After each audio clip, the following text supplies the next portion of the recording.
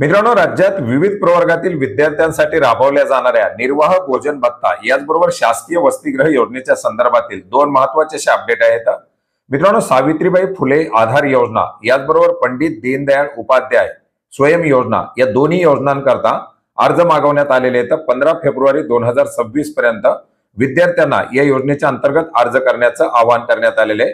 मित्रांनो, इतर मागास बहुजन कल्याण विभागामार्फत इतर मागास वर्ग, विमुक्त जाती, भटक्या जमाती क वगळून आणि विशेष मागास प्रवर्गातील उच्च शिक्षण घेणाऱ्या विद्यार्थ्यांना परंतु वसतिगृहामध्ये प्रवेश न मिळालेल्या विद्यार्थ्यांना सावित्रीबाई फुले आधार योजना याचबरोबर पंडित दीनदयाळ उपाध्याय स्वयं योजना या योजनेच्या अंतर्गत निर्वाह आणि भोजन भत्ता या योजनेकरता अर्ज करण्याचं आवाहन करण्यात आलेलं आहे. याच्यामध्ये 2.5 लाखापेक्षा जास्त उत्पन्न नसलेले, जिथे शैक्षणिक संस्था आहे त्या गावामध्ये रहिवासी नसलेले जे विद्यार्थी आहेत, ज्यांचं 12वी नंतरचं उच्च शिक्षण सुरू आहे आणि 12वी मध्ये किमान 60% गुण मिळालेले आहेत, अशा विद्यार्थ्यांना 15 फेब्रुवारी 2026 पर्यंत हे अर्ज करता येणार आहेत. मित्रांनो, याचबरोबर वसतिगृह योजनेसाठी सुद्धा अर्ज मागवण्यात आलेले आहेत.